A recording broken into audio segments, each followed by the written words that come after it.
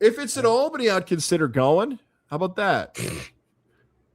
You're a jackass. I'll be in Albany if it's no. We will do content for Media Row and all that stuff. I will be very prepared to go out to Rivers with you. However, that all comes together. That's a next week conversation, but I'll be prepared for that. So you're not even gonna be here for the playoff game. So I don't even know if you're not here for the playoffs. I don't know if you're allowed at the Crown. I don't even know. What? I'm gonna make you fill out a media request. Please do. Please. I'm gonna put a fake name. It says McCloskey on it here. I think no, man. The media request is up at theaf1.com for the Crown. AJ Pankowski was the first one to fill it out. So good job, AJ. Appreciate you. All right, AJ. Yeah. What was the name that one of our networks called me this year? Oh, Coslow. Coslow or something like that. Yeah. Goslow, I think is what it was. That's it. Yeah. That's what it was. Coslow. That's right. The Cox. Okay, so let's Cox. The Cox. Let's stupid. Let's fit that to the Firebirds and the Monsters. I asked you this question on yesterday's show, which, by the way, my shirt looks very similar to yesterday's shirt. Mine too, but my hat's different, so it's clearly a different day. I asked you this question on Thursday. Let's ask you the same question again on Friday once we start changing our wardrobe. What do we feel about Castronova and Kolka? Give me the answer. I told you yesterday. I think it's going to be Castronova, but I don't know for sure. And Ware's not going to tell anybody until he has to. Both guys will be on the active roster. How's that? How you like that? Both guys will be on the active 21. That is helpful. As much as I want to give you grief about that answer, that is a very helpful answer because in some of the starts that Kolka's had, Sam has not been on the active roster. And some of the spots where Sam has been the starter, there hasn't even been a conversation about Kolka. When this goes back to a month ago, I think that is what's made this a boiling point, a pressure point, drama, however we want to describe it, is that Sam was effective in the offense. Kolka was effective in the offense. This goes back to week 1, right? This has been a storyline about the Firebirds since the first week of the season. Sam got signed by the UFL. Kolka took the field. Kolka was awesome. No one knew when Sam was going to come back. I bet he asked Sam. Sam probably had a hunch, but didn't know when he was going to come back and didn't know what it was going to look like. He came back. He was good. He's not going to win the MVP of the league. He won the MVP of the league in 25. They're not the number 1 seed. That shouldn't all fall on him. Statistically, he played well against Nashville. Like we get all these things. But Kolka was still getting reps. And then all of a sudden it stops. You know, like Kolka's the starter. We have like Nashville releasing that he's the starter, but we don't really know why Sam's not there. And you can start blaming who you want if people who are members of the flock want to play the blame game. I don't think they care because it's almost a month-old story now of who's to blame. Goz, the broadcaster, for saying Kolka was going to start. You blame Coach Ware. His head's nodding for the audio audience. You blame Sam. You blame Kolka. You blame the stupid people in Nashville for putting out a piece from. So do what you want. Doesn't matter now. Sam's in the team picture. Sam's on the roster. Kolka's in the team picture. Kolka's on the roster. And we sit here and we don't know. I guess it is a good problem to have, but you're going to have what happened. You're going to have people giving the team grief that, God forbid, one of the two plays poorly. Well, if you hadn't started this guy, you should have started that. Sounded like that guy. What's that guy's name? Tim, who used to come to our remotes. That was a great impression of, listen to God's stupid picks about gambling. That sounded like that guy. He'll be the guy criticizing the Firebird Corps. He'll show up to Rivers, Levack. Homeless Tom, remember him? I think his name's Rob, actually. Homeless Rob. And I guess he has a home. I'm sorry, I'm not supposed to call him Homeless Rob anymore. So that's where I stand there. It all made sense at the end, right? I don't care what people say. My favorite people are the same people who write, "In where we trust," and then go, "Wow, how could you do this?" It's like, you just said how. He knows what he's doing. Leave him alone. It's all Goz's fault. Goz screwed everything up. He said things that weren't supposed to be said or something, and whatever. It doesn't matter. It's both quarterbacks are going to be there. I like I said, I think ultimately it'll be Sam. But if you told me it was going to be Josh, okay, good to go. You know what I mean? Like either one, they both have played amazing football this year. Their stats are extremely similar. And they're both throwing to maybe the best wide receiver core in the history of arena football. So we'll be fine. I'm not even going to make a prediction. And I know that's weak. Boo. Come on, hot take boy. Fire off a take. Who's it going to be? Kolka or Castronova? Here's why. And I wish I felt differently on a Friday than I did on yesterday's show. I wish I had a better answer for you. I'm kicking myself that I don't. You know what? Maybe I'll force myself into an answer here. If you thought about when Sam went to the bench, if we even do that, or when Sam's not the starter, let me clarify myself. Right. There we go. I got to be very careful. Yeah. When Sam, this is a negative connotation. Right. Okay. So I got to be very careful. When Sam's no longer the starter, I have to phrase it like that because technically he wasn't at the games he didn't start, right? I got to be very careful for the flock here. Even that sounds a little, you know. That's okay. Now, I'm not trying to be mad at you. I'm not trying to go off. You tell me, for the first time in football history, how I should describe a quarterback no longer being a starter. What's the best way to phrase that? Sam was away from the team. Okay, Sam was away from the team. Fair enough. I'll take that. Fair enough. When Sam was away from the team, okay, that was the description that was given by the coaching staff that Sam is not going to be here and we're going to move forward. But really in that Flock University, he didn't say that. Fine. Okay. I don't know what's going on behind me. I'm giving a hot take here. And then it just didn't happen. You know, Kolka's the starter. Okay. So how do I get to point B now? Kolka played poorly and Sam's taking over. Sam's been so good that it takes over. There has to be something here. There's a formula that makes the finished product. But because I don't know how the hell we got to here, how could I say how we're going to get to the next step? You know, how did Kolka become the starter? Sam was away from the team. Okay. So now Sam's back on the team. So now he's the starter. Well, should he? I'm more confused today than I was Thursday or a month ago. So, guys, if I told you that Damon Ware thinks that you don't raise your sons the right way, that you go to McDonald's too much, that you don't let Rex sit in the right chair, what would your reply to me be? I would disagree with that, but that's his opinion, and he can mouth off whatever opinion he wants. Okay, let me tell you how it worked for me. If Damon Ware told me how to raise my daughter, I would tell Damon Ware to shut the F up. It's not his business. And if I told Damon Ware that I wanted to know why the quarterbacks were happening the way the quarterbacks were happening and this and that and the other thing, Damon Ware would tell me to shut the F up instead of my business. No. That's not the same. That's not a good It's exactly the same. You're asking to have say in something you have no say over. No. I will usually agree with you now. That's not, no. Tom Gozlowski, am not telling Damon Ware who to start a quarterback. I, as a media member, am asking, hey, who's the quarterback? That's my job. You know, that's fine. And you know what? To Sam and Coach Ware's credit, they both said that to me. You have a job to do. They both said that to me in confidential conversations. Like, I'm not mad at you. You got a job to do. You know, being a parent's obviously a job. But I'm not saying to Coach Ware, I just did 12 minutes on this. I haven't even given a great take. They're like, Kolka's got these amount of stats. He should be the star. Sam did this. He should. I haven't even done that. I've just been like, hey, before I get to that, I need to figure out how I'm getting there. And if I'm like a train right now, I got stopped at a station and I don't know how the hell this baby's starting up again or who's driving the train.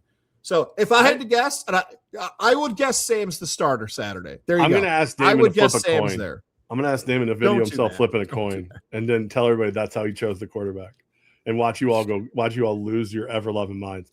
Again, he's, like I said, I can't be the guy who comes on here and says, I trust Damon. Like I trust Coach Ware. He's the guy. He has not led us astray yet. And then go, what do you mean? Why are you doing what you're doing? Nope, can't do it. Can't do it. Can't play with him. Can't win. Now, if Josh went out and played like hot trash, or Sam went out and played like hot trash, and then that guy was still starting, then I might look over at Damon as a friend and go, hey, buddy, you sure? Why are you doing? What? But both guys are running the offense efficiently. Both guys, like this is the what is the exception that proves the rule or something like that? If you have two quarterbacks, I mean you don't have one. No, in the case of the Albany Firebirds, you literally have two quarterbacks. So like the only thing I hope, two things now. I hope that he'll shoot a video where he flips a coin, and we can see how many people believe that's how he picked who starts Saturday. That's one. And two, I really hope there's a play where they're both out there. Like just one. Just give me one. And I know Sam would love to catch a pass. I bet you Josh would too. We've never had that conversation. But I know Sam, because Sam would love like the dad bod god. He doesn't have a dad bod anymore. But Like, I hope he does those two things, and I'm going to try and get him to flip a coin, and put it out there and see what happens. What's really funny about this too is that this episode in particular, and people are going to think this is absolute. I don't like swearing on this podcast, but people are going to think my answer right here is complete bullshit, and it's absolutely true what I'm about to tell you. The last time we did this conversation about quarterbacks, we did a short, right? We did like a 1-minute thing, and people watched that before watching the whole video and comment.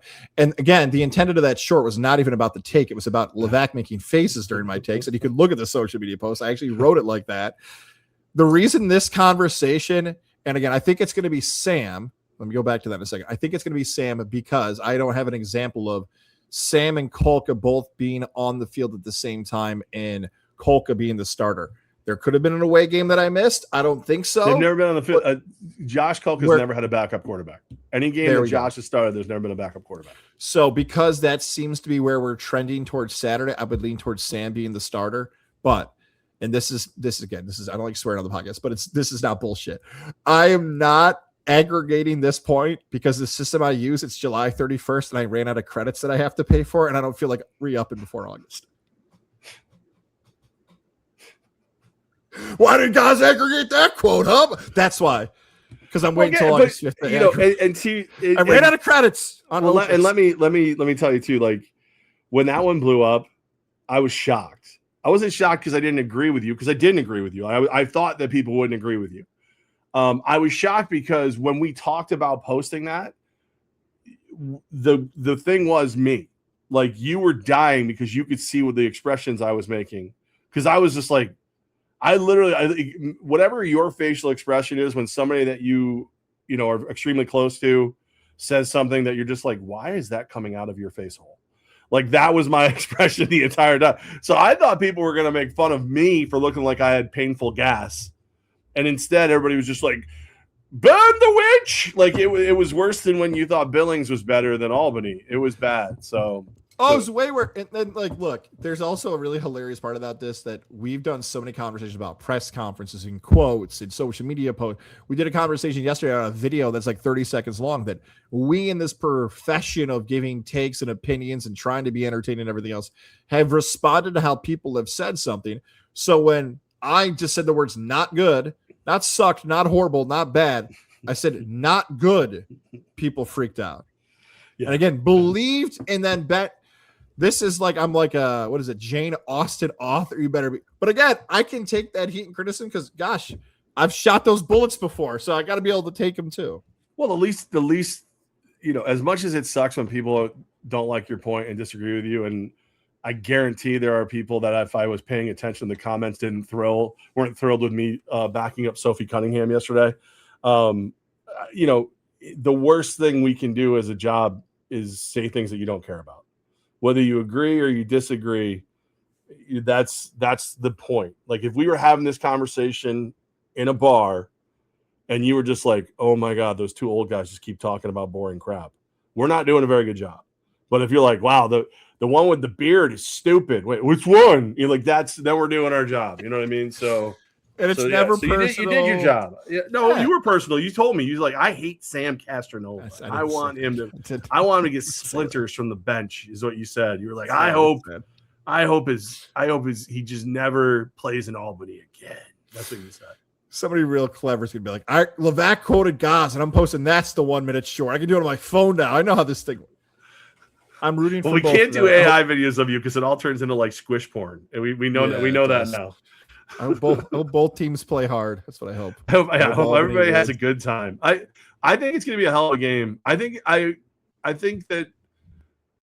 Albany wins, but if you told me Albany won by 1 score or Albany won by 6 scores, I can see that in my head either way. Like if Albany plays the way they played through most of the season, I think they will. I think the Firebirds win by a considerable amount.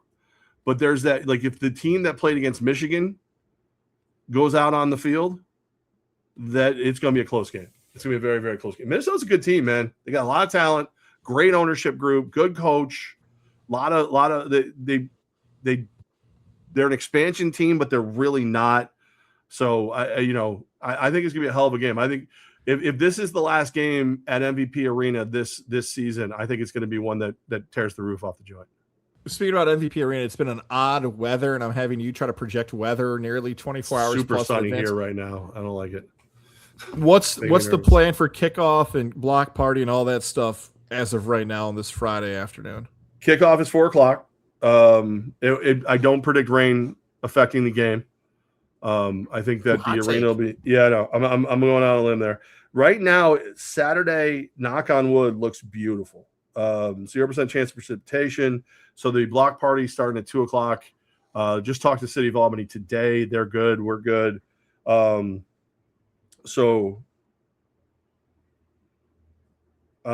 hold on. This is what happens. No, you're good. That's all I need. This is what happened. I'm glad I have you today. Okay. This is going to be happening a few times as you prep for the game. So Levack is taking a call right now during this. That's fine.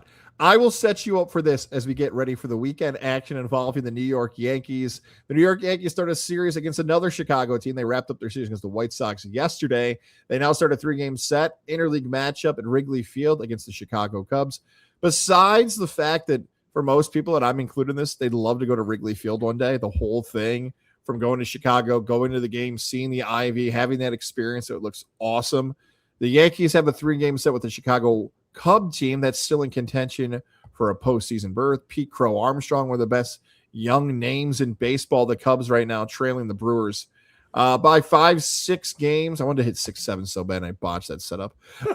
In the standings right now. Levack, what do we make of this series coming up here with the other Chicago team as they take on the White Sox? Formerly, now they take on the Cubs. I'm sorry. I got highly distracted by the information that's coming across me right now. This Yankee team is very interesting to me.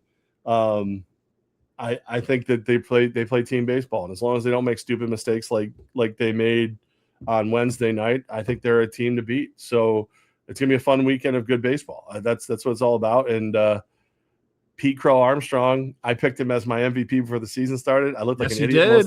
Looked like an idiot most of the year, but his odds are getting pretty strong. I think we got something. I think it's gonna be a really good series, probably the best series in all of Major League Baseball this weekend. Two proud fan bases battling it out.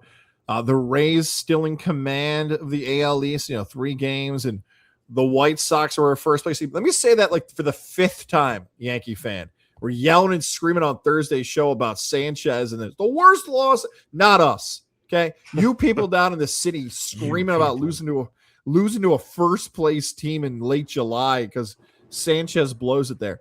This series against Chicago, yes, they're very good. Don't come back on Monday screaming about boom. We did that last week. It didn't work out like that. Don't come on here screaming about it's the worst loss. We are actually cooling off a little bit here for the Yankees. They're in a good position. The American League is getting a little messy in the West. If anything else, Yankees should be fine. That shows you how. What? Go ahead. Well, and look, how great would a Cubs-Yankees World Series be? How great! Amazing! It'd be awesome. So, not to go full Goz hyperbole here. And by the way, I've learned recently I don't know how to spell hyperbole. If this is what is there a B? Is there a P? Is there this would be a great preview to a World Series this weekend. I want to complain about this weekend. I moved this up on the banners. I have an issue. NFL Goz rant. Oh, I'm Goz. That's me. What the hell happened to these stupid memes and gifs about it's the last weekend before football? This is the last training camp. So here's how I thought the weekend was going to go. I was under the impression last Sunday that was it. Okay. We were done with non-football weekends. We're going to flip back around. And we were going to have a preseason game jammed in there. I'm like, they used to play the preseason game on a Sunday. Cool. The Hall of Fame game's a little early. What do you mean it's on a Thursday? Oh, yeah, they did it a couple of years ago. That's okay. We'll get preseason Hall of Fame action on a Thursday. Then we'll get season 2026 preseason action game 1 on that Sunday. Nope. We got to wait another week. Like, I got fooled by the internet, which just feels like it's a daily occurrence for people, including me. I thought football was back. I feel robbed of just training camp storylines right now. This is truly kind of not really sort of a weekend again without football. We're getting close to NFL action. Wow. So Firebirds don't count. Okay, that's good to know. I You said, heard that. what do you? First you hated What's it Sam, say on the graphic? and now he's just. These graphics are always accurate. You know that. Yeah, I can wait. I like the thing that sucks is this time of year. Like the training camp stories are fun. Don't get me wrong, and the fact that more and more teams are doing hard knock style broadcast, it shows. You get your feed of like the storylines and stuff like that. But like Shamar Stewart, Kirk Cousins running and looking like all these like it's all negative storylines at this point in the season, the preseason, I should say. So like Shamar Stewart blowing out his leg, Kirk Cousins running drills, and everybody's like, oh, he doesn't look a day over 50. Like, you really think Kirk Cousins is going to try and outrun Trey Tucker right now? Like, it is, but it's to your point, not seeing on the field action sucks. The Baker Mayfield story being weird, everything. It feels like this is when you get all your negative NFL stories. So just survive this, take what we can get, and the games are coming. Ooh. Did you leave me a hint there at the end? What? You mentioned negative storylines. You texted me something about NFL training camp. I don't know if you want me to keep that a quiet fantasy football secret about a certain wide receiver you absolutely love this year. I don't know if you want that to hit public knowledge yet because you got some fantasy football drafts coming. You know what I'm talking about, the text you sent me about? Do you want to talk about that? Because that's a training camp storyline. All right. I mean, we can. I'm not opposed to it. I just late last night I was doing my research, and I was looking at Michael Wilson, the wide receiver for the Cardinals, and again, talk about the negative storylines. People are destroying Marvin Harrison Jr., destroying him. He looks like trash. And here's Michael Wilson out there just making great catches, running crisp routes, the third rounder versus the first rounder. And I'd said to you, like, that's a target for me is Michael Wilson in fantasy football drafts, because I think you're going to have to cover Marvin Harrison Jr. You have to. He's a big physical wide receiver. Trey McBride's probably going to get double covered. Michael Wilson's going to get single coverage. And if he's even, he's leaving. So I think he's going to be somebody to keep an eye on in trying to take all these negative stories and find a positive one. Michael Wilson, keep an eye on for your for a wide receiver 2 or wide receiver 3, a flex player in your fantasy football drafts. He was consistent last year. That's all you want in fantasy football. You want consistency. You don't want those goose eggs. You don't want those donuts in your lineup, especially in smaller leagues in particular, right? The 10 and 12s, you got to make sure you're getting guys who are always putting up points for you. Wilson was one of those guys. Harrison Jr. was drafted high for a lot of people, even high from his rookie season. And I think it's less about his production and more about what we want his production to be, his projected production. For those who are just listening on the audio side, the banner says Marvin Harrison Jr., more like Marvin Trasherson Senior. The video cuts that whoever did that did him dirty in training camp. Somebody wrote the clip of like Marvin Harrison Jr. today in practice has dropped more balls than Larry Fitzgerald did his entire career. There's a lot of drops though. Fitzgerald did not have any basically his entire career. I believe it might be 0 or 1 or something crazy like that. It's a lot. Here's the thing I struggle with Marvin Harrison Jr. I've laid that out, I think, as well as people could consume that. Like, hey, his numbers are not what people thought it was going to be record breaking. But remember, like, the whole thing about receivers not being able to catch and receivers struggling and not. The last time I heard that, and I'll never forget who I heard that about, was a certain receiver who everyone's like, oh my gosh, this kid's going to be a bust. Like, he can't catch. His career is over, was Jamar Chase. So just remember that the next time people are yelling about wide receivers who can't catch in training camp, the one who got roasted the hardest was Jamar Chase, who's arguably the best offensive player in the NFL, if not the best wide receiver in the NFL. Yeah, grain of salt, everyone. Some of you with a bigger grain of salt when you see practice footage of players.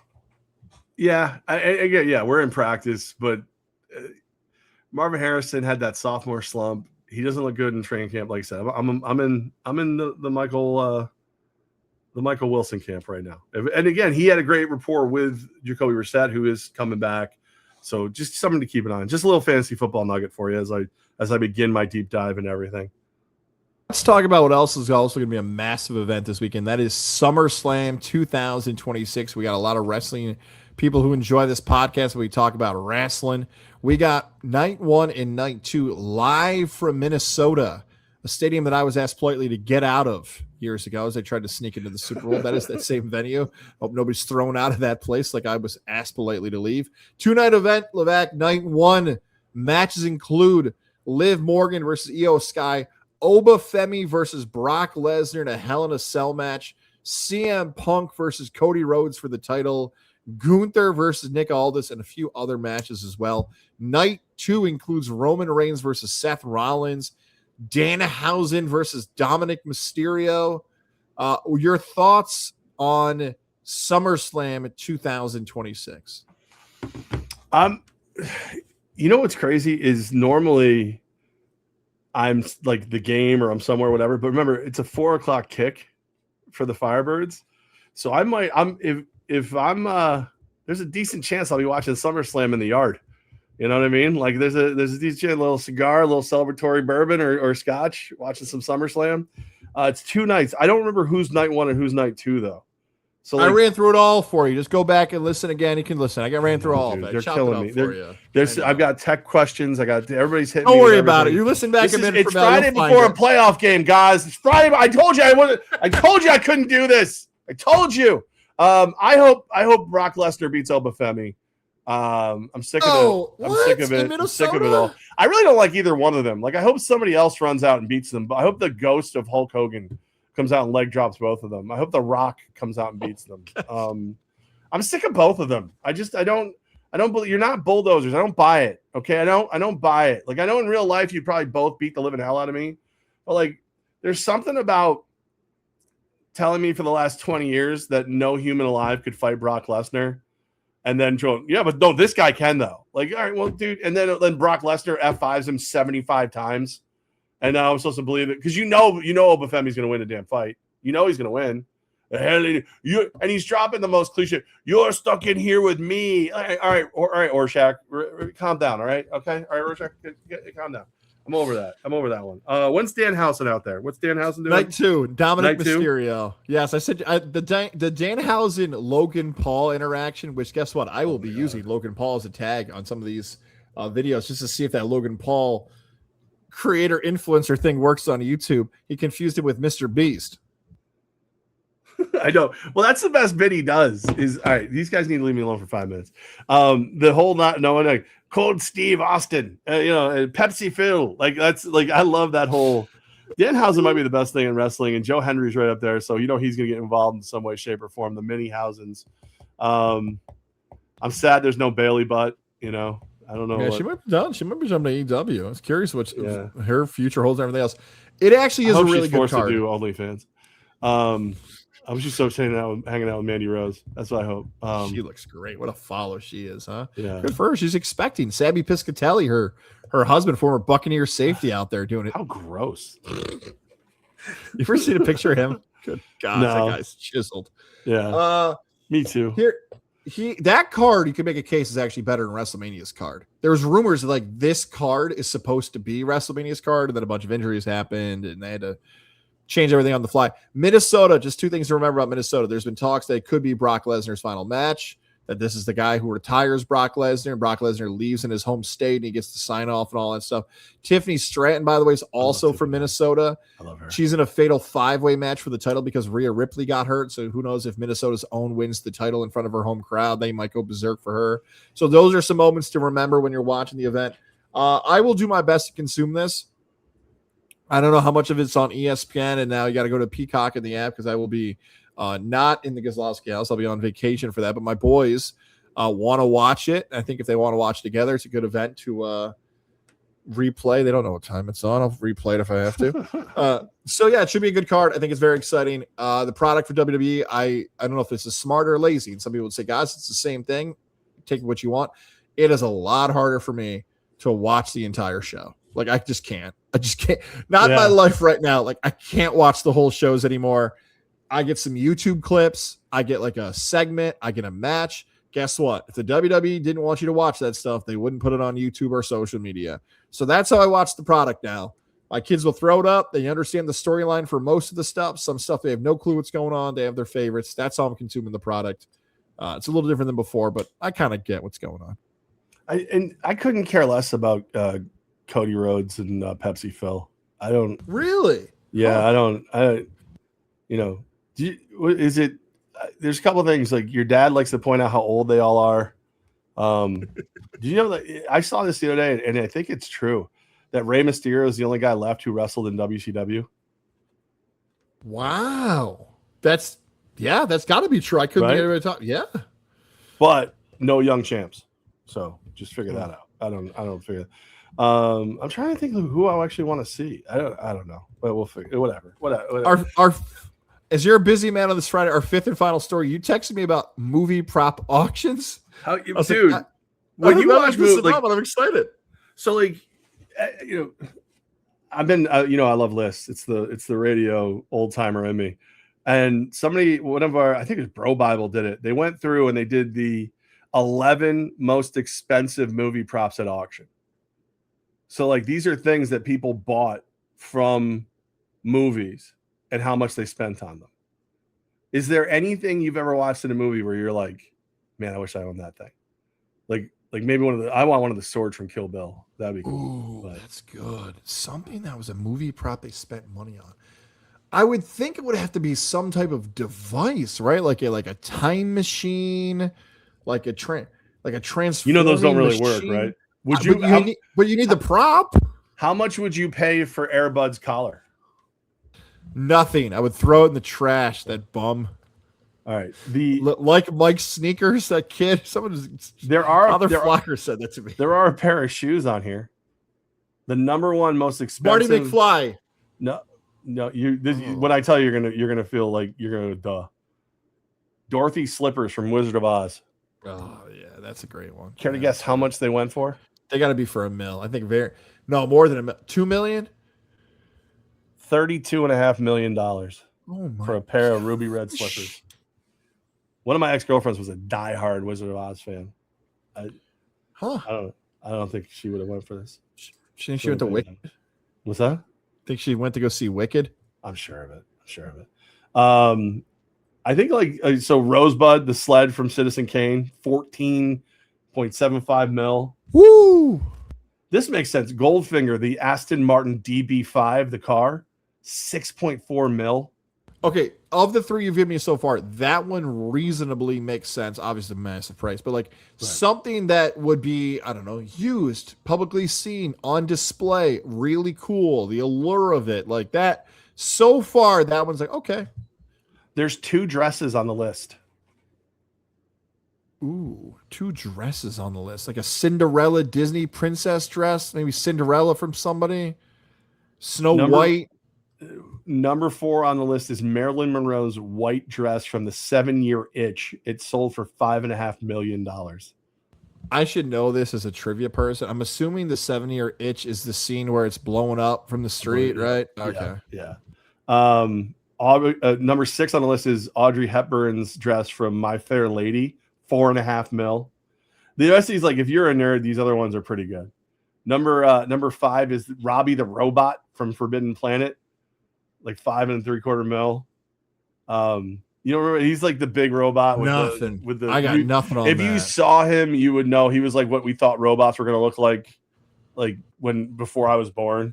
He's not the robot that's flying down the hill in the Paul Rudd clip that he always brought to Conan O'Brien, right? That's a totally different movie. That's an alien. That's not a robot. Okay. It's a dude in a wheelchair. The Maltese Falcon went for $4 million. The piano from Casablanca, 3.4. By the way, we're not gonna quickly ignore you nailing that Conan reference that's bizarre to some people, that you knew exactly what I was talking. Some people are like, what the hell were those two just talking about? Go find that. That was very good by you. Let's give you credit where credit's due. The Max, it's like something Max, I think is the movie. I think Max is in the title. So the Cowardly Lion costume, Wizard of Oz, $3 million, a little over $3 million, but 2 Star Wars props. The X-Wing model from Star Wars and R2-D2 himself, both going for near $3 million. R2-D2 was actually going to be my guess when we talked about like machines and things that can. If you asked me what I thought would be the highest, I thought it'd be like a machine. R2-D2 was going to be my next guess. I'm like, oh, maybe I'm going the wrong way with this. Okay, a solid list there. Movie prop auctions. I'm trying to think though. There's like what I would really like. I know what I want, and if I had ridiculous money, I would get it. What do Rocky's you got? gloves. You go Rocky's gloves? I'd go Yeah. Captain America's shield. Ooh, that's good. I want that. That's something I would want. I may just buy one down at Disney and pretend it's real. All right. I got 75 text messages while we're sitting here for tomorrow's. I gotta go get Gary. We will be back on a Wednesday, August 4th. We will be back on Wednesday, August 4th. We'll do our best. I'm off on vacation with my family. We will talk again then. We'll try to just remember that might be a travel day for me, so make sure your schedule's open. Yes, because I might be traveling.